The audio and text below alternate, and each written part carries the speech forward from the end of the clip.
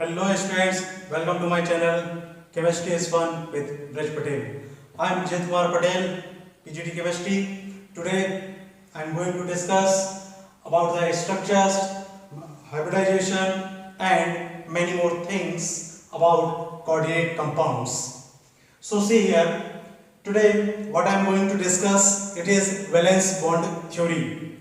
So this theory was proposed to explain the structure or the geometry of the coordinate compounds and also the magnetic property and the color of compounds. See how. So first, according to valence bond theory, a metal it is surrounded by ligands. Okay. So first see which type of bond is present between metal and ligands. So this bond is known as the coordinate bond. What is coordinate bond? So you have studied in your previous classes about ionic bond, covalent bond. Today I am going to discuss that coordinate bond. So the coordinate bond, it is formed between the species in which one is Lewis acid and the second is Lewis base. What are Lewis base? So Lewis base means those species which can donate lone pair of electrons. These are Lewis bases, and the species which can gain lone pair of electrons are Lewis acids. For example, see here NH3. Okay, example is NH3. So we have studied about the structure of ammonia in class 11. Here NH3, NH3, NH3, and one lone pair of electron is present here. The shape is pyramidal shape. So this lone pair of electron is present in nitrogen atom, so it can donate. So this NH3, it is Lewis base. Okay, and the second species, that is BF3, boron trifluoride. See in BF3, so the atomic number of boron, it is 5. 5 is configuration. It will be, the configuration will be 1s2, 2s2, 2p1. So 2s2 means these two electrons, 2p only one electron. In excited state it will be single, and here two electrons will be present. So now we have 3 fluorines, means 1 fluorine, 2 fluorine, 3 fluorine. So the hybridization is sp2, but one thing you have to see here, this orbital is empty, it is vacant. So this PF3 can accept the lone pair of electrons in this vacant orbital. Okay, so this is gaining electrons. So this one is Lewis acid. So we have now two species. This one is now what? Lewis acid. We have two species, Lewis base and Lewis acid. So the lone pair of electron from this NH3, if this NH3 donates its lone pair of electrons to BF3, then this type of bond is called coordinate bond. Remember here, this is not ionic bond because no one species is donating completely. This NH3 actually it allows BF3 only to share its electron. Okay, for example, see इसको हम बहुत easy words में कैसे समझ सकते हैं कि suppose मेरे पास 2 पेन है. Okay, I have 2 pens and my friend, उसके पास एक भी पेन नहीं है. तो अब या तो मैं डोनेट कर सकता हूं या शेयर कर सकता हूं, लेकिन शेयरिंग करने की कंडीशन क्या है? शेयरिंग की कंडीशन ये है कि दोनों जो पार्टिसिपेंट हैं वो इक्वल अमाउंट में इलेक्ट्रॉन शेयर करेंगे. बट मेरे फ्रेंड के पास तो एक भी पेन नहीं है, तो वो कहां से शेयर करेगा? तो यहां पर कोवेलेंट बॉन्ड नहीं बन सकता. मतलब एक एटम इसके पास इलेक्ट्रॉन है, दूसरे एटम के पास तो इलेक्ट्रॉन ही नहीं है, तो दोनों शेयर कैसे करेंगे? सो sharing is not possible, covalent bond possible नहीं है. आयनिक बॉन्ड, तो आयनिक बॉन्ड में अब भाई मेरे पास यदि एक पेन है, 2 पेन की जगह मैं अपने पास एक पेन मानता हूँ, मेरे पास सिर्फ एक पेन है और मेरे फ्रेंड के पास एक भी पेन नहीं है, तो क्या मैं डोनेट कर दूँ? डोनेट कर दूंगा तो मेरे पास क्या बचेगा? ओके, तो ऐसी कंडीशन में क्या होगा? मैं अपने फ्रेंड को अलाउ करूंगा, ओके थोड़ी देर मैं लिख लेता हूँ, थोड़ी देर तुम लिख लेना एक ही पेन से. तो उससे क्या होगा? दोनों का ही काम हो जाएगा. तो इसमें हो क्या रहा है? मैं उसको परमानेंट इलेक्ट्रॉन पेन डोनेट नहीं किया परमानेंट, और ना ही मैं उसके साथ शेयर कर रहा हूं, क्योंकि शेयरिंग में उसको भी पेन शेयर करना पड़ेगा. तो इसमें ना तो शेयर हुआ इलेक्ट्रॉन और ना ही डोनेट हुआ है. तो इस टाइप का बॉन्ड जिसमें ना इलेक्ट्रॉन डोनेट होगा और ना शेयर होगा, वो है कोऑर्डिनेट बॉन्ड। और एक्चुअली इसमें डोनेट भी होता है और शेयर भी होता है। नाउ ये कंफ्यूजन हो गया कि ऐसे कैसे हो सकता है कि इलेक्ट्रॉन शेयर भी हो रहा है, डोनेट भी हो रहा है, शेयर भी नहीं हो रहा, डोनेट भी नहीं हो रहा। तो वेरी सिंपल वर्ड्स में देखें इसको, NH3 इसके यदि मैं स्ट्रक्चर बनाऊं, इसमें क्या होंगे, ये बॉन्ड पेयर्स हैं, दीज आर बॉन्ड पेयर्स। तो मैं NH3 के पास ये स्ट्रक्चर बनाता हूं, 1 2 ये हो गया हाइड्रोजन, 1 2 ये हो गया हाइड्रोजन, 1 2 ये हो गया हाइड्रोजन, दीज आर 3 हाइड्रोजन्स। इसके पास अभी यहां पर लोन पेयर ऑफ इलेक्ट्रॉन है, तो ये लोन पेयर ऑफ इलेक्ट्रॉन किसके हो गए, नाइट्रोजन के। तो नाइट्रोजन का ऑक्टेट कंप्लीट है। अब आप देखिए BF3 में क्या है, एक fluorine, this one second and third, तो 3 फ्लोरीन है। बोरॉन के पास कितने इलेक्ट्रॉन है, बोरॉन के पास अभी 6 इलेक्ट्रॉन है। अब बोरॉन यहां शेयर नहीं कर सकता, कौन से इलेक्ट्रॉन को शेयर करेगा, उसके पास तो है नहीं, तो यहां पर शेयरिंग नहीं हो सकती बोरॉन से। नाइट्रोजन यदि डोनेट कर दे, ये दोनों इलेक्ट्रॉन डोनेट कर देगा, तो नाइट्रोजन के पास 6 रहेंगे, इसका ऑक्टेट इनकम्प्लीट हो जाएगा। तो यहां पर डोनेट नहीं कर सकता, कोई गेन नहीं कर सकता, शेयर नहीं कर सकता। तो ये नाइट्रोजन क्या करता है, सिर्फ बोरॉन को कहता है ओके भाई चलो एक काम करो, आप ये 2 इलेक्ट्रॉन को अपने में काउंट कर लो, ठीक है। बोरॉन को क्या कर रहा है, वो सिर्फ एक परमिशन दे रहा है कि मेरे पास के जो 2 इलेक्ट्रॉन है उसको तुम अपने में काउंट कर लो, पर मैं डोनेट नहीं करूंगा। तो ये जो 2 इलेक्ट्रॉन है नाइट्रोजन के पास भी हैं और बोरॉन के पास भी है, तो दोनों इसको काउंट करेंगे अपने में। अब बोरॉन का ऑक्टेट कंप्लीट हो गया। अब यहां पर ये बताइए आप, डोनेट किसने किया, नाइट्रोजन ने, पर क्या कंप्लीट डोनेट किया, नहीं, तो हो गया ना, डोनेट भी किया नहीं भी किया। क्या नाइट्रोजन ने शेयर किया, यस शेयर किया नाइट्रोजन ने, पर बोरॉन ने शेयर नहीं किया, उसने तो अपना नहीं रखा ना, तो शेयर भी हुआ है पर शेयर सिर्फ एक कर रहा है। तो ये जो एक ऐसा बॉन्ड है कोऑर्डिनेट बॉन्ड जिसमें the electrons are shared. Now अब हम कोऑर्डिनेट बॉन्ड को एक्सप्लेन, इसकी डेफिनेशन देखते हैं। That bond in which electrons are shared but these electrons are shared by only one element. Okay, it is shared between 2 elements but these 2 electrons are shared by only one element. तो एक element उसको share करेगा, एक element वहां पर रखेगा और दोनों एलिमेंट उसको शेयर करेंगे। यहां पर नाइट्रोजन ने रखा और दोनों उसको अपने में काउंट कर रहे हैं। ये बॉन्ड है कोऑर्डिनेट बॉन्ड। तो यहां पर आप देखें नाइट्रोजन, इस नाइट्रोजन के पास क्या है, लोन पेयर ऑफ इलेक्ट्रॉन्स है, तो ये हो गया लिगेंड। अब ये क्लियर हो गया कि लिगेंड क्या है, लिगेंड मींस जिसके पास लोन पेयर ऑफ इलेक्ट्रॉन होगा और जो लोन पेयर ऑफ इलेक्ट्रॉन को डोनेट कर सके, वो है लिगेंड। तो अब हम देखेंगे वैलेंस बॉन्ड थ्योरी में पहला पोस्टुलेट जो इसका दिया हुआ है, ligands they are lewis space and they can donate lone pair of electrons to metal. And second concept, अब मेटल को डोनेट कर रहे हैं तो मेटल के पास क्या होना चाहिए, मेटल कब गेन कर सकते हैं, जब उसके पास ऑर्बिटल खाली होगा।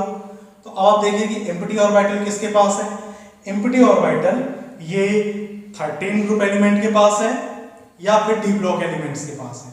So most of the coordinate compounds ये डी ब्लॉक एलिमेंट्स बनाते हैं। तो अब हम यहाँ पर जो मेन देखेंगे कंपाउंड्स वो डी ब्लॉक एलिमेंट्स के होंगे। ओके, सो सी इन डी ब्लॉक एलिमेंट्स, अब हम जब डी ब्लॉक एलिमेंट में जाएंगे तो एक एग्जांपल देता हूं डी ब्लॉक एलिमेंट में, that is scandium. Atomic number is 21, configuration 1s2 2s2 2p6 3s2 3p6 4s2 3d1। तो इसमें अब देखो आप कौन सा ऑर्बिटल पार्टिसिपेट करेगा, कौन सा ऑर्बिटल एम्प्टी है, तो 3d ऑर्बिटल एम्प्टी है। ओके, क्योंकि डी की मैक्सिमम कैपेसिटी होती है 10 और उसमें सिर्फ एक इलेक्ट्रॉन है, तो डी पार्शियली फिल्ड हो गया, डी ऑर्बिटल इसमें पार्टिसिपेट करेगा। 4s भी पार्टिसिपेट करेगा क्योंकि आउटर मोस्ट ऑर्बिट में है, तो जो आउटर मोस्ट ऑर्बिट में है इसको यदि हम सर्किल के फॉर्म में बनाएंगे तो इस सर्किल के फॉर्म में क्या बनेगा, n is equal to this is 1, this is 2, this is 3, this is 4। तो यहाँ पर है 4s और 3d है यहाँ पर, तो पहले तो 4s पार्टिसिपेट करेगा उसके बाद 3d पार्टिसिपेट करेगा। तो इन कंडीशन में देखना है कि वैलेंस बॉन्ड थ्योरी में कौन कौन से ऑर्बिटल पार्टिसिपेट करेंगे। फर्स्ट n-1d ये ऑर्बिटल पार्टिसिपेट करेगा, NS ये पार्टिसिपेट करेगा, NP पार्टिसिपेट करेगा और ND ऑर्बिटल ये पार्टिसिपेट करेंगे। सो वैलेंस बॉन्ड थ्योरी के अकॉर्डिंग जो बॉन्ड फॉर्मेशन है उसमें N-1D, NS, NP, ND ये ऑर्बिटल्स पार्टिसिपेट करेंगे, मतलब हाइब्रिडाइज्ड होंगे।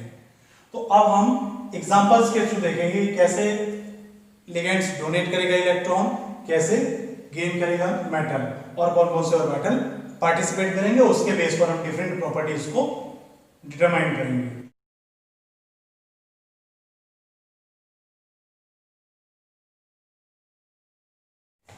So see, first compound is here.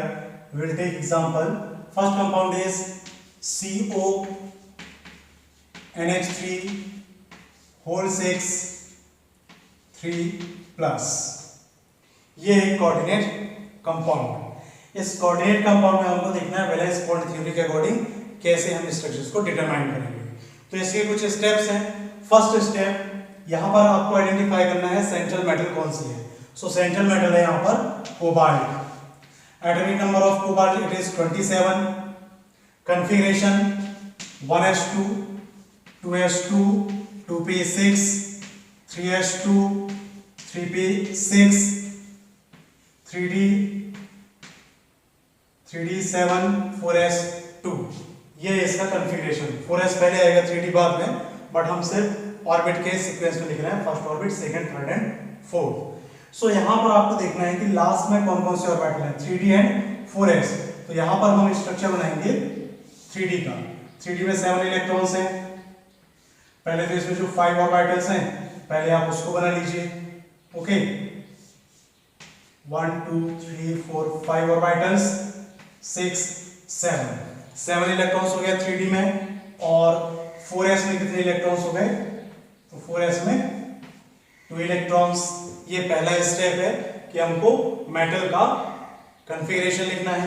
Second, अब हमको इसमें काउंट करना है कि कोबाल्ट जो है, इस कोबाल्ट का ऑक्सीडेशन नंबर कितना है। तो ऑक्सीडेशन नंबर कैसे निकालेंगे हम, वेरी सिंपल। कोबाल्ट अभी हमने नोमेनक्लेचर में भी इसको देखा था, फिर से देखते हैं। कोबाल्ट, सपोज इसके लिए ऑक्सीडेशन नंबर x है, plus NH3, so number of ligands 6, और NH3 न्यूट्रल लिगेंड है इसलिए इसके ऊपर चार्ज आएगा 0, इक्वल टू ओवरऑल चार्ज कितना है, ओवरऑल चार्ज है 3 प्लस। सो x की वैल्यू कितनी हो गई 3 प्लस। सो कोबाल्ट, ये कोबाल्ट आयन बनाएगा, कौन सा आयन बनाएगा, CO प्लस 3।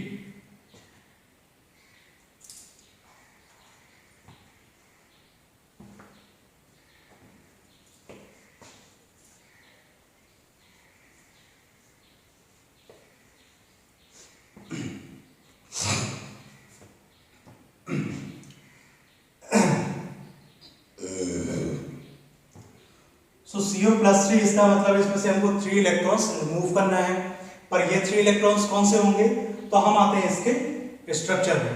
कोबाल्ट, इसमें जब हम एक एटम का स्ट्रक्चर हमने पढ़ा था, तो उस स्ट्रक्चर में क्या है 1 2 3 4, ये नंबर ऑफ ऑर्बिट्स हैं। First orbit, second orbit, third, fourth, fifth and so on, ये नंबर ऑफ ऑर्बिट्स। ये हमने 9th क्लास में इसका स्टडी किया हुआ है। अब हम देखते हैं 1s, मतलब इसमें हो गया 1s, 2s और 2p, ये सेकेंड ऑर्बिट में मिलेंगे। 3s 3p 3d, ये थर्ड ऑर्बिट में मिलेंगे। 4s 4p 4d, ये आपको कहाँ मिलेंगे, फोर्थ ऑर्बिट में। तो अब ये देखना है हमको कि ये जो कोबाल्ट है इसमें 27 इलेक्ट्रॉन्स हैं, तो सबसे पहले इलेक्ट्रॉन किससे निकलेगा। सबसे पहले electron according to Aufbau principle last electron 3d में गया है। तो यदि लास्ट इलेक्ट्रॉन 3d में गया है तो लास्ट इलेक्ट्रॉन निकलना कहां से चाहिए, कहां से रिमूव होगा, 3d से ही होना चाहिए, क्योंकि जो लास्ट में आएगा वही तो पहले निकलेगा। लेकिन नहीं, ऐसा नहीं होगा। इलेक्ट्रॉन एंटर कर चुका है, लेकिन जब हम इलेक्ट्रॉन निकालेंगे तो वो 4 से पहले निकलेगा। तो 4s से पहले निकालना है आपको इलेक्ट्रॉन, उसके बाद 3d से निकालना है। अब कितने इलेक्ट्रॉन निकालना है, 3 इलेक्ट्रॉन्स। सो 4s से 2 इलेक्ट्रॉन निकाल देंगे और 1 इलेक्ट्रॉन 3d से। तो फिर कॉन्फ़िगरेशन बनेगा हमारे पास 1 2 3 4 5 and this one is of 4s 1 2 3 4 5 6 ये होगा इसका कन्फिगरेशन। 4s से पहले 2 इलेक्ट्रॉन निकाल दो और 3D में लास्ट इलेक्ट्रॉन कौन सा था, ये था लास्ट इलेक्ट्रॉन, तो इसको हमने निकाल दिया, ये सिंगल हो गया। सो इसमें टोटल कितने हो गए 1 2 3 4 5 6। ओके, ये हो गया इसका CO+3 का कन्फिगरेशन। अब हम ये देखते हैं कि हमको कॉम्प्लेक्स कौन सा बनाना है, CO NH3 एंड 3+।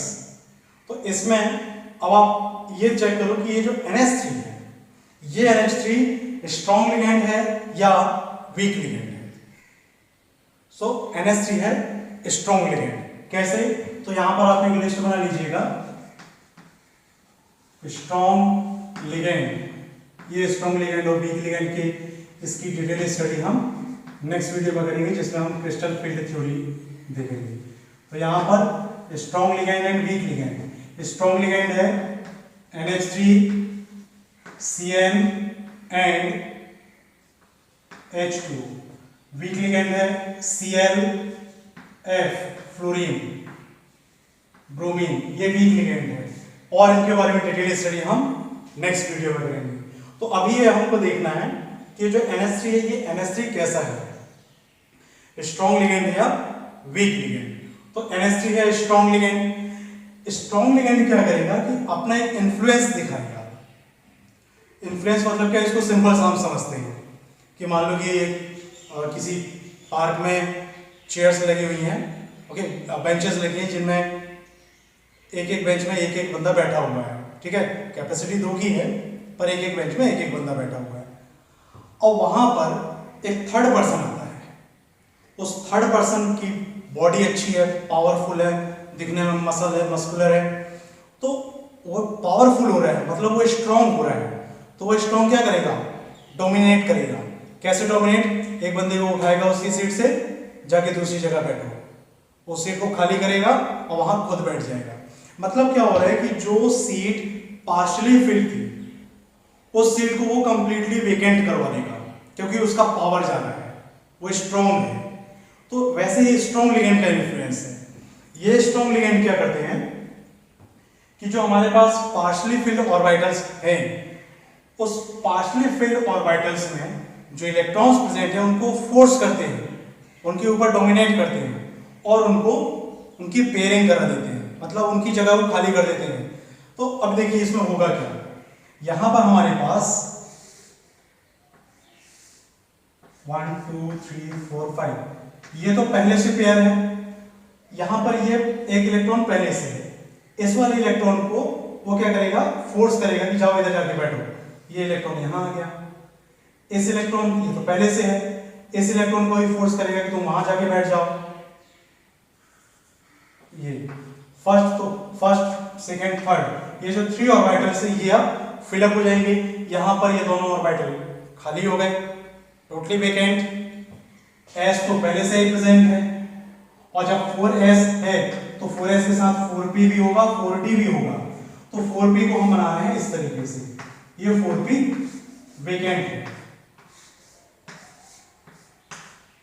4p क्या हो गया, वेकेंट। तो अब इस लिगेंड के इन्फ्लुएंस के कारण 2 d ऑर्बिटल हमारे पास वेकेंट हैं, एक s ऑर्बिटल वेकेंट है, 3 p ऑर्बिटल्स वेकेंट हैं और 5 d ऑर्बिटल्स वेकेंट हैं। तो अब इस कंडीशन में हमको ये देखना है कि नंबर ऑफ लिगेंड्स कितने हैं। नंबर ऑफ लिगेंड्स हमारे पास 6, तो 6 लिगेंड मतलब ये 6 lone pair of electrons donate करेगा। लोन पेयर ऑफ इलेक्ट्रॉन मतलब कितने इलेक्ट्रॉन, 2 इलेक्ट्रॉन्स। सो एक NH3 2 इलेक्ट्रॉन्स डोनेट करेगा, ओके, मतलब एक ऑर्बिटल में सिर्फ एक लिगेंड डोनेट कर सकता है। तो ऐसे 6 लिगेंड है, मतलब 6 लिगेंड से इसका मतलब 6 ऑर्बिटल्स हमें चाहिए रहेंगे। तो देखिए कैसे होगा इसमें काम। यहां पर NH3 अपने 2 इलेक्ट्रॉन देगा, ये हो गया 1 NH3 एक लिगेंड। यहां पर NH3 अपना इलेक्ट्रॉन रख देगा, ये हो गया सेकेंड NH3। यहां पर एक NH3 अपना लिगेंड रखेगा, third, then fourth, fifth, sixth, NH3 NH3 NH3।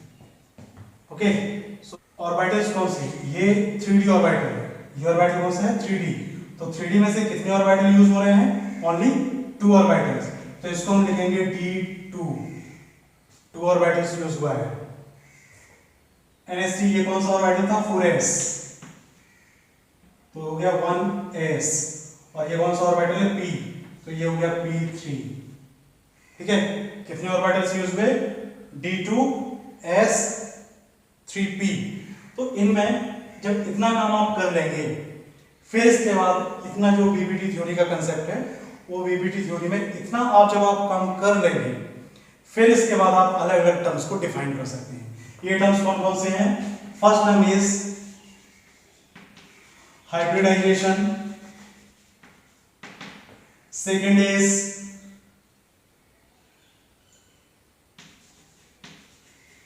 Colour, third is magnetic property,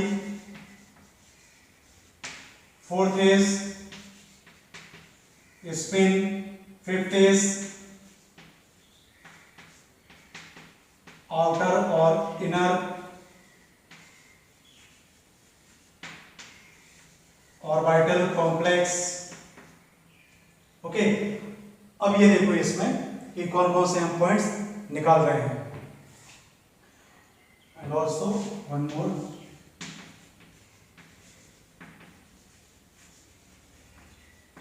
coordination number. सबसे पहले आप देखो कोऑर्डिनेशन नंबर कितना है, तो इसमें कितने लिगेंड्स अपने इलेक्ट्रॉन डोनेट कर रहे हैं, 6 लिगेंड्स, 1 2 3 4 5 6 लिगेंड्स ने डोनेट किया है, इसलिए इसका कोऑर्डिनेट नंबर कितना हो गया 6। फिर इसके बाद हाइब्रिडाइजेशन कौन सा है D2sp3, हाइब्रिडाइजेशन हो गया D2sp3। देन कलर, तो कलर से मतलब ये कलरफुल होगा या कलरलेस, तो ये होगा कलरलेस। कलरलेस क्यों, तो एक सिंपल सा कंसेप्ट याद रखना, और ये कंसेप्ट क्या है, if there is at least one single or one unpaired electron is present, then it is colorful and paramagnetic। Colourful और पैरामैग्नेटिक होने की कंडीशन क्या है कि इसमें एटलीस्ट एक इलेक्ट्रॉन सिंगल होना चाहिए। तो अब चेक कीजिए, सब में पेयर पेयर पेयर, सारे के सारे पेयर्ड हैं, एक भी इलेक्ट्रॉन सिंगल नहीं है, तो ये कैसा होगा, ये कंपाउंड होगा कलरलेस, कलरफुल नहीं होगा, ये कलरलेस होगा, क्योंकि एक भी इलेक्ट्रॉन इसमें सिंगल नहीं है। मैग्नेटिक प्रॉपर्टी, पैरामैग्नेटिक या डायमैग्नेटिक, तो फिर से देखो आप, सिंगल है क्या, कोई भी इलेक्ट्रॉन नहीं है, इसका मतलब ये हो जाएगा डायमैग्नेटिक। ठीक है, पैरामैग्नेटिक एंड डायमैग्नेटिक। डायमैग्नेटिक जिसमें एक भी इलेक्ट्रॉन सिंगल नहीं है, पैरामैग्नेटिक एटलीस्ट एक इलेक्ट्रॉन सिंगल होना चाहिए, ज्यादा भी हो सकते हैं 1 2 3 4 5 and so on, but at least there should be one single electron, then it is paramagnetic or okay। Spin, spin से मतलब है कि ये लो स्पिन कॉम्प्लेक्स है या हाई स्पिन कॉम्प्लेक्स है। तो अब लो स्पिन और हाई स्पिन का मतलब क्या है, तो फर्स्ट देखिए, ये केस था किसके लिए, ये केस है मेटल के लिए, एटम के लिए, ये इसकी एक्साइटेड स्टेट हो गई। ओके, ये किसका केस हो गया, मेटल एटम का केस हो गया। ये केस किसके लिए हो गया, आयन के लिए। ठीक है, और ये थर्ड केस किसके लिए है, थर्ड केस है कॉम्प्लेक्स के लिए। तो अब आप ये चेक कीजिए कि आयन और कॉम्प्लेक्स दोनों में स्पिन कितनी है।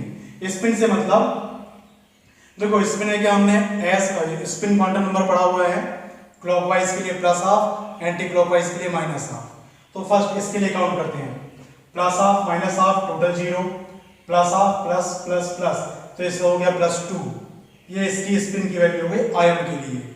और कॉम्प्लेक्स के लिए ±0 0 0 0 0 0 0, इसकी स्पिन हो गई 0, क्योंकि सारे के सारे पेयर्ड हैं, सारे जितना क्लॉकवाइज है उतना ही एंटी क्लॉकवाइज है। तो इस कंडीशन में स्पिन में क्या चेंज आ रहा है, आयन इसकी स्पिन जहां पर +2 है, कॉम्प्लेक्स की स्पिन हो गई 0, तो स्पिन क्या हो गई इसमें लो स्पिन हो गई, क्योंकि +2 से क्या हो गया 0, तो ये कॉम्प्लेक्स कैसा हो गया, ये कॉम्प्लेक्स हो गया लो स्पिन कॉम्प्लेक्स। ठीक है, कॉम्प्लेक्स कैसा हो गया, लो स्पिन कॉम्प्लेक्स। और थर्ड है आउटर और इनर ऑर्बिटल कॉम्प्लेक्स। तो आउटर और इनर का मतलब ये है कि इसमें हाइब्रिडाइजेशन आपको देखना है कि ये हाइब्रिडाइजेशन में d ऑर्बिटल जो पार्टिसिपेट कर रहा है, तो ये d ऑर्बिटल सिर्फ आउटर मोस्ट ऑर्बिट का है या इनर का भी है। तो इसमें आप देखेंगे ये d कौन सा है, ये है 3d, ये है 4s और ये है 4p। तो कौन सा ऑर्बिटल यूज हुआ, 4d यूज हुआ है क्या, नहीं 3d यूज हो रहा है। ये इनर ऑर्बिटल है क्योंकि लास्ट होना चाहिए था 4s और 3d क्या होगा, ये सेकंड लास्ट होगा, तो इनर हो गया ना, इसलिए इस कॉम्प्लेक्स को हम क्या कहेंगे, इनर ऑर्बिटल कॉम्प्लेक्स।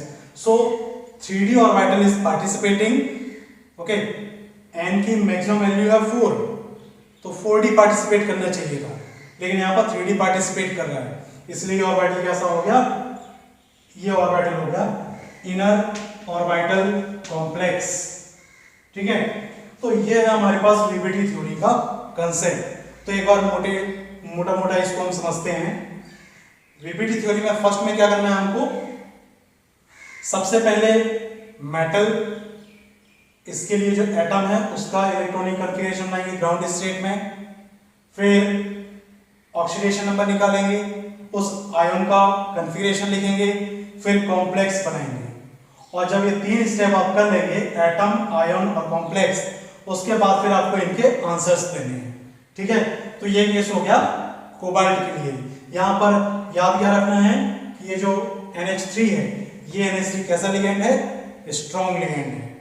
अब हम देखते हैं क्या होगा यदि इसी टाइप का एक कॉम्प्लेक्स जो CO+3 ही बनाएगा, इसी टाइप के कॉम्प्लेक्स में वीक लिगेंड आ जाए। Okay, so let's see.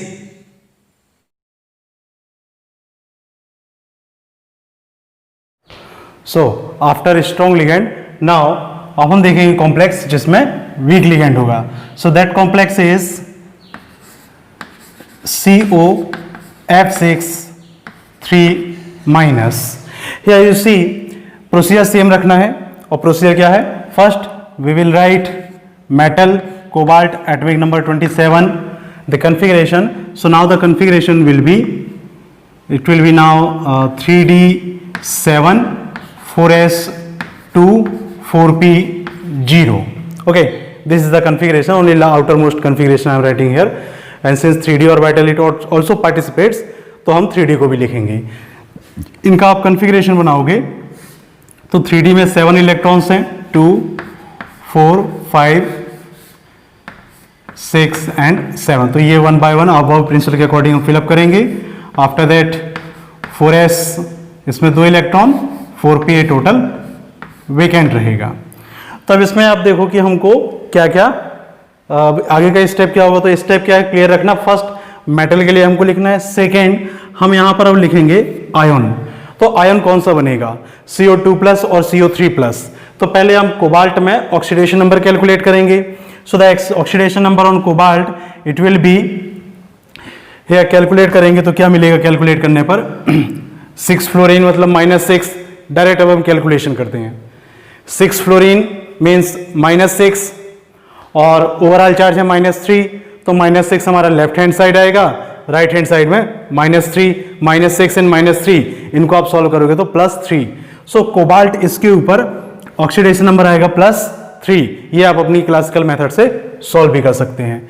सो +3 का कॉन्फ़िगरेशन क्या होगा, +3 मतलब हमको 3 इलेक्ट्रॉन्स रिमूव करना है, 2 electrons from 4s and 1 electron from 3d। So ion, इसका कॉन्फ़िगरेशन अब हमको मिलेगा 2 इलेक्ट्रॉन्स, यहां से 1 इलेक्ट्रॉन और निकल जाएगा, तो यहां हमारे पास d में 4 इलेक्ट्रॉन्स सिंगल मिलेंगे, s टोटल वेकेंट हो जाएगा एंड p इसमें 3 ऑर्बिटल्स वेकेंट रहेंगे। ये तो हो गया CO3+। अब हम कॉम्प्लेक्स का फॉर्मेशन करते हैं। Complex is COF6 and 3 minus. इसमें आप देखना कितने फ्लोरीन हैं, इसमें आप देखो 6 फ्लोरीन्स हैं, बट 6 फ्लोरीन कैसे हैं, ये सारे के सारे वीक लिगेंड है। तो वीक लिगेंड का काम क्या होगा, अब वीक लिगेंड मतलब क्या, ये तो वैसे ही वीक है, इसमें इतनी पावर थोड़े ना है कि ये चेयर में बैठे हुए सिंगल है इंसान को उठा के बोलेगा नहीं भागो यहाँ पर मैं बैठूंगा। सो ये वो काम नहीं कर सकता। मतलब क्या है कहने का कि जो ऑर्बिटल्स पार्शली फिल्ड हैं, उन पार्शली फिल्ड ऑर्बिटल्स में जो इलेक्ट्रॉन प्रेजेंट हैं उनको ये फोर्स नहीं कर सकता कि जाकर के तुम पेयर बना लो, बिल्कुल नहीं कर सकता फोर्स। तो ये क्या करेगा यहां पर, ऐसी कंडीशन में जब फ्लोरीन की ये वीक लिगेंड है तो ये इनको फोर्स नहीं कर सकता कि आप जाके पेयर बना लो, तो ये एज इट इज रहेंगे। अब हमारे पास कितने लिगेंड हैं, 6 लिगेंड। इसका मतलब हमको 6 ऑर्बिटल्स चाहिए। अब ये 6 ऑर्बिटल्स कहां से मिलेंगे, तो 4s का तो 1 मिल गया, 4p के 3 मिल गए, टोटल हो गए 4। 4 ऑर्बिटल्स नाउ वी हैव। अभी भी 2 ऑर्बिटल चाहिए, तो 4p के बाद क्या आता है, 4p के बाद आता है 4d। क्या आएगा 4p के बाद, 4d, क्योंकि हम 4th ऑर्बिट की बात कर रहे हैं। तो 4d कैसा होगा, अभी 4d कैसा होगा, इसमें एक भी इलेक्ट्रॉन नहीं है, तो यहां कॉम्प्लेक्स के फॉर्मेशन में 4d पार्टिसिपेट करेगा। अब कितने 4d पार्टिसिपेट करेंगे, चलिए देखते हैं। 6 लिगेंड्स हमारे पास हैं, 1 लिगेंड, ओके, इसको हम ये कर देते हैं 1, ये 2 ligands, 3 ligands, 4 ligands, 5 ligands, 6 ligands. मतलब ये हो गया एक fluorine, second, third, fourth, fifth, 6 fluorine mean 6 ligands हमारे पास आ गए। तो ये हमें काम करना है, ठीक है, गॉट इट। स्टेप क्या है, फिर से स्टेप में फर्स्ट मेटल, इसमें जो एटम है उसका कॉन्फ़िगरेशन लिखेंगे, पहले ऑक्सीडेशन नंबर कैलकुलेट करेंगे, उसके अकॉर्डिंग इलेक्ट्रॉन को निकाल देना है। फिर हमको चेक करना है कि लिगेंड कैसा है, वीक है या स्ट्रॉन्ग है। यदि वीक लिगेंड है तो पेयरिंग नहीं कराएगा, स्ट्रॉन्ग लिगेंड है तो पेयरिंग करा देगा। उसके बाद फिर कितने लिगेंड्स हैं उतने ऑर्बिटल्स में हम लिगेंड्स को फिलअप कर देंगे। ए 1 लिगेंड इट मींस 2 इलेक्ट्रॉन्स, ठीक है, इस चीज को याद रखना, 1 लिगेंड मींस 2 इलेक्ट्रॉन्स। तो इसलिए एक ऑर्बिटल में सिर्फ एक ही लिगेंड बॉन्ड बनाएगा। तो अब इस कंडीशन के बाद अब हमें क्या क्या कैलकुलेट करना है, अब हम यहां पर कैलकुलेट करेंगे वही जो हमारे डिफरेंट टर्म्स हैं। उन टर्म्स में अभी हमने इससे पहले स्ट्रॉन्ग लिगेंड के केस में देखा था। फर्स्ट यहां पर आप कैलकुलेट कर लो, फर्स्ट आप कैलकुलेट करेंगे कोऑर्डिनेशन नंबर। फर्स्ट आप देखो कोऑर्डिनेशन नंबर कितना होगा, कोऑर्डिनेशन नंबर। सेकेंड थिंग ये हमको बताना है इसमें अब कि हाइब्रिडाइजेशन कौन सा होगा इसमें, this one is hybridization. After hybridization अब हमको इसमें ये बताना है कि इसका स्ट्रक्चर क्या होगा। स्ट्रक्चर के बाद इसका कलर बताना है हमको कि ये कलरफुल होगा या कलरलेस। आफ्टर कलर इसके बारे में हमको बताना है कि इसकी स्पिन कैसी होगी, टाइप ऑफ ऑर्बिटल कैसा होगा। टाइप ऑफ ऑर्बिटल से मतलब इनर है या आउटर है। और फिर एक और प्रॉपर्टी है वो है magnetic property, okay, magnetic property में डायमैग्नेटिक है या पैरामैग्नेटिक। तो चलिए 1 बाय 1 देखते हैं। कोऑर्डिनेशन नंबर, तो कोऑर्डिनेशन नंबर के लिए आपको कहीं नहीं जाना है, जब इतना काम आप कर लेंगे तो देखिए कितने ऑर्बिटल हमने यूज किया है, 6 ऑर्बिटल यूज किया, तो यहां पर कोऑर्डिनेशन नंबर होगा 6, या फिर नंबर ऑफ लिगेंड से भी आप निकाल सकते हो। हाइब्रिडाइजेशन, तो कौन कौन से ऑर्बिटल पार्टिसिपेट किए, एक s पार्टिसिपेट किया है, 3p पार्टिसिपेट किए हैं, 1s पार्टिसिपेट कर रहा है, 3p पार्टिसिपेट किए और 2d ऑर्बिटल्स पार्टिसिपेट किए। तो हाइब्रिडाइजेशन कौन सा हो गया, sp3d2। स्ट्रक्चर कैसा होगा, तो जब कोऑर्डिनेशन नंबर 6 है तो स्ट्रक्चर इसका होगा ऑक्टाहेड्रल, क्योंकि यदि कोऑर्डिनेशन नंबर 6 है तो स्ट्रक्चर होता है ऑक्टाहेड्रल। कलर, तो अब इसमें चेक कीजिए कि अब कोई भी इलेक्ट्रॉन इसमें सिंगल है, यस 4 सिंगल इलेक्ट्रॉन्स हैं, तो ये कैसा हो जाएगा, ये हो जाएगा हमारे पास colourful. After colourful spin, low spin और हाई स्पिन, तो यहां आपको लो स्पिन और हाई स्पिन को कहां से देखना है, ये हम कंपेयर करेंगे कॉम्प्लेक्स और आयन से। तो ये जो हमारे पास आयन था, आयन में 4 इलेक्ट्रॉन सिंगल थे, ठीक है, क्योंकि एक भी पेयरिंग नहीं हुई है। तो जब पेयरिंग नहीं हुई है इसका मतलब ये कैसा हो जाएगा, हाई स्पिन हो जाएगा, हाई स्पिन। यदि पेयरिंग हो जाती है, यदि पेयरिंग होती है तो लो स्पिन होगा, क्योंकि पेयरिंग होने से क्या होगा, एक क्लॉकवाइज एक एंटी क्लॉकवाइज दोनों कैंसिल। ओके, तो ये हो गया हाई स्पिन। इनर और आउटर, तो इनर और आउटर में देखिए आप 3D ऑर्बिटल पार्टिसिपेट नहीं कर रहा है, इसमें 4D पार्टिसिपेट किया। 3D हो गया इनर, 4D हो गया आउटर। तो जब 4D पार्टिसिपेट किया है तो कॉम्प्लेक्स कैसा हो गया, आउटर कॉम्प्लेक्स हो गया, आउटर ऑर्बिटल कॉम्प्लेक्स, पूरा नाम है इसका आउटर ऑर्बिटल कॉम्प्लेक्स। उसके बाद मैग्नेटिक प्रॉपर्टी, तो इसमें सिंगल इलेक्ट्रॉन्स है क्या, यस सिंगल इलेक्ट्रॉन है, इसलिए कैसा हो जाएगा ये पैरा मैग्नेटिक, ये हो जाएगा पैरा मैग्नेटिक। तो ये इंफॉर्मेशन हमें मिलेगी। तो अब देखो दोनों में डिफरेंस क्या आया, स्ट्रॉन्ग लिगेंड और वीक लिगेंड में। स्ट्रॉन्ग लिगेंड में पेयरिंग हो गई थी, लेकिन वीक लिगेंड में पेयरिंग नहीं होगी। पेयरिंग नहीं होगी मतलब स्पिन हो जाएगी इसकी हाई, पेयरिंग होती है तो स्पिन लो स्पिन हो जाएगा। तो ये इसकी इंफॉर्मेशन हो गई। अब ये हो गया हमारे पास जिसमें कोऑर्डिनेशन नंबर है 6। अब हम देखेंगे ऐसे दो कॉम्प्लेक्स जिसमें कोऑर्डिनेशन नंबर होगा 4। ओके, कोऑर्डिनेशन नंबर कितना, 4 होगा, पर एक वीक लिगेंड होगा और एक स्ट्रॉन्ग लिगेंड होगा। तो चलिए देखते हैं हम example. Now we will see the complexes for weak ligand and strong ligand which have coordination number 4. So here we have three different complexes: cyanide strong ligand, chloride weak ligand, and carbonyl it's a neutral ligand. But why I am taking here carbonyl? So later we will discuss here. First talk about nickel tetracyanidonickelate. Here first thing is nickel, atomic number 28, configuration 3D8, 4S2 and 4P0, 4D0. Why I am writing here 4D0? इसका use होगा तो ठीक, नहीं होगा तो फिर इसको हम इरेज कर देंगे। बट ये सिर्फ इसलिए लिख दिया कि हमने ये समझ में आया कि इसका यूज होगा या नहीं लास्ट में। सो फर्स्ट 3D, इसके लिए आप कॉन्फ़िगरेशन बनाएंगे। तो 3D में टोटल 5 ऑर्बिटल्स होते हैं, 1 2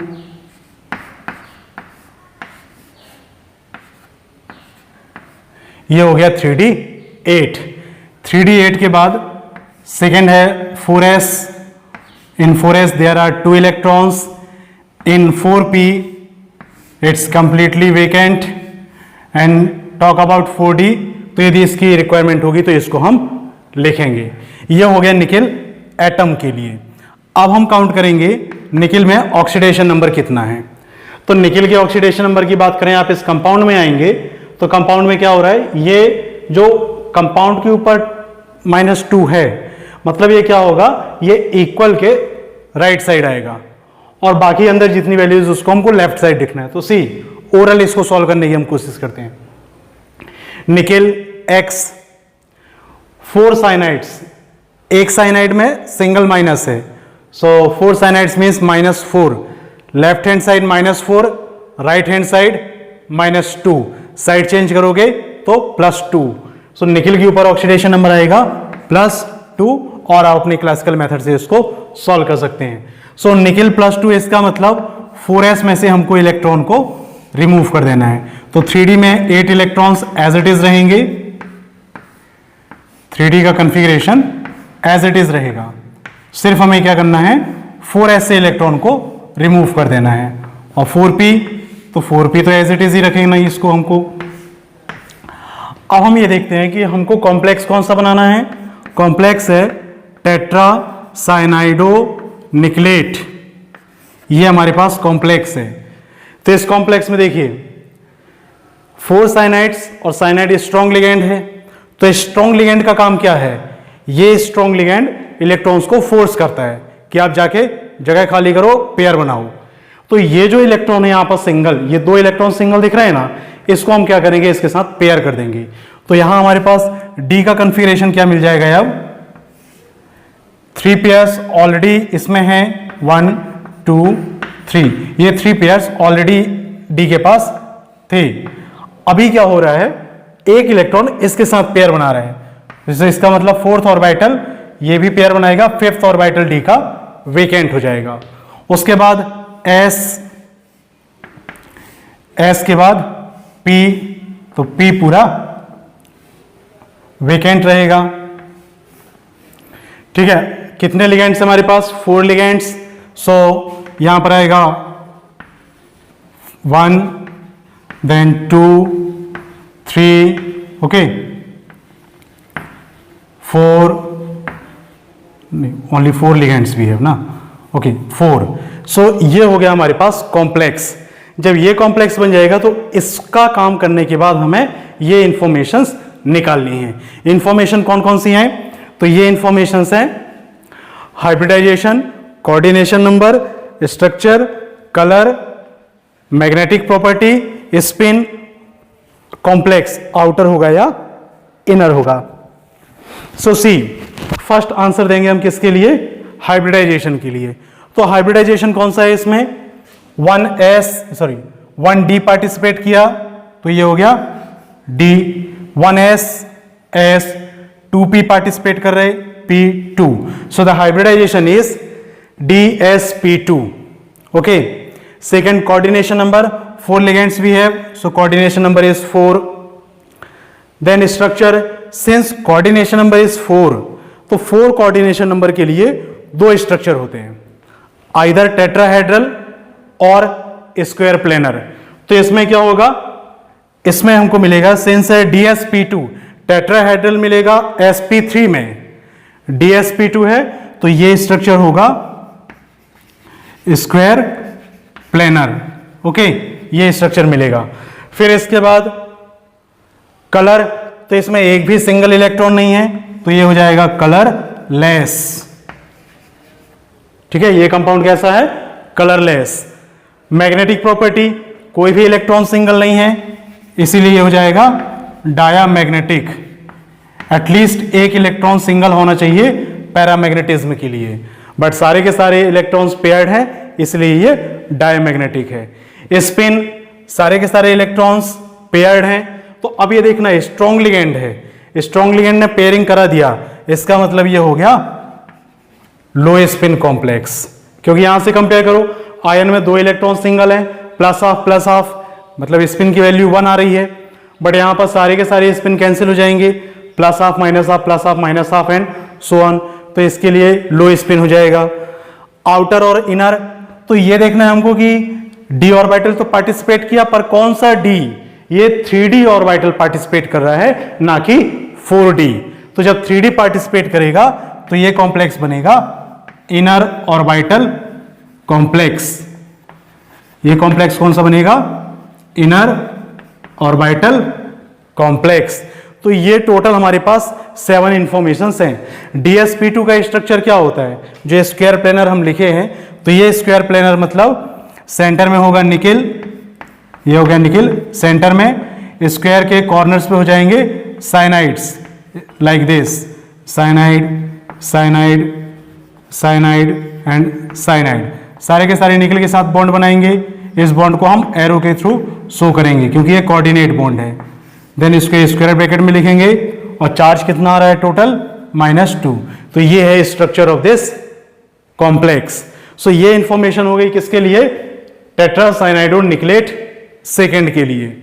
अब हम देखते हैं टेट्राक्लोराइडो निकलेट सेकेंड के लिए क्या होगा काम। This is the complex NiCl4 2-। configuration as it is,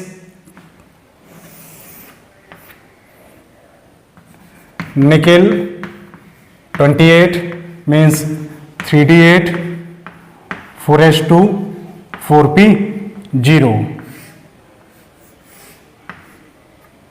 1 2 3 4 5 6 7 8 4S2 4P is vacant।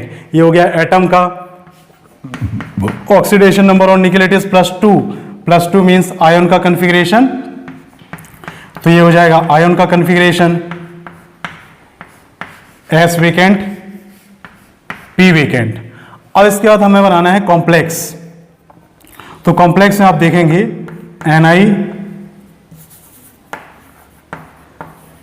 Cl4 2 minus. Since chlorine this one is a weak ligand, और वीक लिगेंड का कैरेक्टर ये है कि ये वीक लिगेंड इलेक्ट्रॉन्स की पेयरिंग नहीं करा सकता। तो डी में हमको 2 इलेक्ट्रॉन सिंगल दिख रहे हैं, इन 2 इलेक्ट्रॉन्स की ये पेयरिंग नहीं करा सकता। तो जब पेयरिंग नहीं कराएगा तो क्या होगा, पेयरिंग नहीं कराएगा इसका मतलब हमारे पास जो इनर डी ऑर्बिटल है इसमें से एक भी वेकेंट नहीं रहेगा, इसकी पेयरिंग नहीं कराना है। तो जब पेयरिंग नहीं कराएंगे तो क्या डी ऑर्बिटल हमारे पास वेकेंट है? डी ऑर्बिटल कहीं पर भी वेकेंट नहीं है, ठीक है। डी ऑर्बिटल वेकेंट नहीं है तो अब हम स्टार्ट कहां से करेंगे, 4s से स्टार्ट करेंगे। यहां पर 2 सेकेंड लिगेंड, थर्ड, फोर्थ, तो ये 4 लिगेंड यहां पर रहेंगे। अब देखो इससे इंफॉर्मेशंस कैसे निकालेंगे अब हम, तो सिर्फ इस पॉइंट को याद रखना है। यहां तक निकिल का आयन सेम है लेकिन स्ट्रॉन्ग लिगेंड में पेयरिंग हो गई, वीक लिगेंड में पेयरिंग नहीं हो रही है। तो ऐसी कंडीशन में हाइब्रिडाइजेशन हो जाएगा sp3। क्यों sp3? 1s that is 4s, ये कौन सा है, this one is 4s and these are 4p। तो p के 3 पार्टिसिपेट किए इसलिए हो गया sp3। Coordination number, so total 4 orbitals use हुए, इसका मतलब कोऑर्डिनेशन नंबर 4। स्ट्रक्चर, तो जब sp3 है तो स्ट्रक्चर इसका कैसा होगा, टेट्राहेड्रल। स्ट्रक्चर कैसा हो जाएगा, टेट्राहेड्रल। कलर, तो इसमें 2 इलेक्ट्रॉन सिंगल हैं इसलिए ये हो जाएगा कलरफुल। कलर के बाद मैग्नेटिक प्रॉपर्टी, 2 इलेक्ट्रॉन सिंगल हैं इसलिए हो जाएगा पैरामैग्नेटिक। पैरामैग्नेटिक। फिर इसके बाद आता है स्पिन, तो इसमें भी 2 इलेक्ट्रॉन सिंगल थे, इसमें भी 2 इलेक्ट्रॉन सिंगल है, मींस आयन और कॉम्प्लेक्स दोनों में number of unpaired electrons equal हैं इसलिए हो जाएगा हाई स्पिन कॉम्प्लेक्स। उसके बाद आता है इनर और आउटर, सो एक भी इनर ऑर्बिटल यूज नहीं हुआ इसलिए कॉम्प्लेक्स हो जाएगा outer orbital complex. So these are the informations. अब जब टेट्राहेड्रल है तो स्ट्रक्चर इसका कैसा बनेगा, स्ट्रक्चर होगा इसका टेट्राहेड्रल, और टेट्राहेड्रल ये स्ट्रक्चर हमने मीथेन में पढ़ा हुआ है, ये होगा 1 2 3 4। स्क्वायर ब्रैकेट में इसको क्लोज करेंगे और यहां पर चार्ज आएगा -2। सो ये है स्ट्रक्चर टेट्राहेड्रल। तो दोनों में डिफरेंस दिख रहा है, सिर्फ नेचर ऑफ लिगेंड इसके कारण पूरा कॉम्प्लेक्स का प्रॉपर्टी चेंज हो गया, ठीक है। प्रॉपर्टी कौन सी, हाइब्रिडाइजेशन चेंज हो गया, कलर चेंज हो गया, मैग्नेटिक प्रॉपर्टी चेंज हो गई, स्पिन चेंज हो गया, स्ट्रक्चर चेंज हो गया। तो ये सारी चीजें चेंज हो गई, सिर्फ किस वजह से, क्योंकि ये स्ट्रॉन्ग लिगेंड है और ये वीक लिगेंड है। तो इस कंसेप्ट को याद रखना है, स्ट्रॉन्ग लिगेंड इसमें पेयरिंग हो जाएगी, वीक लिगेंड में पेयरिंग नहीं होगी। इसके बाद फिर थर्ड कॉम्प्लेक्स, ये थर्ड कॉम्प्लेक्स हम देखेंगे टेट्रा कार्बोनिल निकिल, ठीक है। नेक्स्ट कॉम्प्लेक्स कौन सा है, तो इसको नोट कर लेंगे। नेक्स्ट कॉम्प्लेक्स हम लिखेंगे tetra carbonyl nickel NiCO4। First start करेंगे इसमें हम एटम से, एटॉमिक नंबर 28, कॉन्फ़िगरेशन के बाद अब आप पहले कैलकुलेट करो कि निकिल के ऊपर चार्ज कितना आएगा। सो चार्ज कैलकुलेट करते हैं। निकिल, सपोज निकिल के लिए ऑक्सीडेशन नंबर कितना, X। 4 कार्बोनिल है, बट 4 कार्बोनिल, इसका ये जो CO है कार्बोनिल, ये कार्बोनिल न्यूट्रल लिगेंड है, तो इसका चार्ज आएगा इसमें 0, okay, equal to overall charge भी 0 है, तो मतलब X की वैल्यू कितनी आ गई, 0। तो इसमें निकिल, इसका ऑक्सीडेशन नंबर आएगा 0। 0 का मतलब इसमें से एक भी इलेक्ट्रॉन नहीं निकालना है। तो जो इसका एटॉमिक कॉन्फ़िगरेशन है वही कॉन्फ़िगरेशन हम कंटिन्यू करेंगे। तो ये हो गया इसका एटॉमिक कॉन्फ़िगरेशन। अब हम बनाएंगे यहां पर कॉम्प्लेक्स NiCO4। तो NiCO4, इसमें आप देखो NiCO4 में यहां पर 4s में 2 इलेक्ट्रॉन है, ओके, बट यहां पर क्या है, ये दोनों सिंगल इलेक्ट्रॉन है, सिंगल इलेक्ट्रॉन है। इस कंडीशन में कार्बोनिल ये हो गया स्ट्रॉन्ग लिगेंड, तो स्ट्रॉन्ग लिगेंड क्या करेगा, इनकी पेयरिंग करा देगा। तो जब उनकी पेयरिंग कराएगा तो ये इलेक्ट्रॉन उठ के यहां पर आ गया, तो ये लास्ट वाला d ऑर्बिटल खाली हो गया, ये दोनों इलेक्ट्रॉन कहाँ शिफ्ट कर जाएंगे, ये खाली वाले ऑर्बिटल में। ठीक है, तो इसको हम क्या कर रहे हैं, इसको उठा के पहले यहां करना है, ये पूरा वेकेंट हो गया, ये दोनों उठा के यहां कर दूं, तो s और 3p टोटल वेकेंट। अब हमारे पास जो 4 लिगेंड्स हैं, ये 4 लिगेंड्स अपना इलेक्ट्रॉन कहां रखेंगे, यहां sp3 में। तो देखिए अब प्रॉपर्टीज कैसे चेंज होती हैं। फर्स्ट इज हाइब्रिडाइजेशन, तो कितने कौन कौन से ऑर्बिटल पार्टिसिपेट कर रहे हैं, s पार्टिसिपेट किया और 3p पार्टिसिपेट किए, तो हाइब्रिडाइजेशन कौन सा हो गया, हाइब्रिडाइजेशन है sp3। Coordination number 4, after coordination number structure, तो sp3 हाइब्रिडाइजेशन है, इसलिए इसका स्ट्रक्चर कैसा होगा, टेट्राहेड्रल होगा स्ट्रक्चर। मैं इन्हीं पॉइंट्स के अकॉर्डिंग आंसर लिख रहा हूं, ओके, इनको नोट कर लेना है सीक्वेंस में ही। स्ट्रक्चर हो गया इसका टेट्राहेड्रल। कलर, तो कलर में देखना एक भी इलेक्ट्रॉन सिंगल नहीं है, इसका मतलब ये हो जाएगा colourless. Magnetic property, all the electrons are paired, hence it is diamagnetic. Diamagnetic के बाद स्पिन, सो सारे के सारे स्ट्रॉन्ग लिगेंड है, स्ट्रॉन्ग लिगेंड आ गया मतलब सीधा सा काम है, स्पिन कैसी हो जाएगी, लो स्पिन। स्ट्रॉन्ग लिगेंड मतलब लो स्पिन, सीधी बात।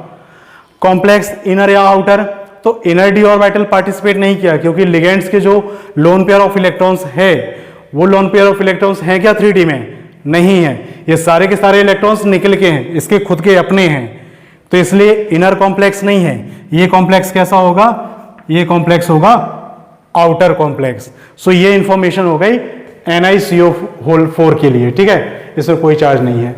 तो ये इस टाइप से हम किसी भी कॉम्प्लेक्स के लिए डिटेल इंफॉर्मेशन निकाल सकते हैं। तो सबसे इसमें लास्ट में क्विक रिवीजन करते हैं कि सबसे इंपॉर्टेंट पॉइंट्स क्या क्या हैं।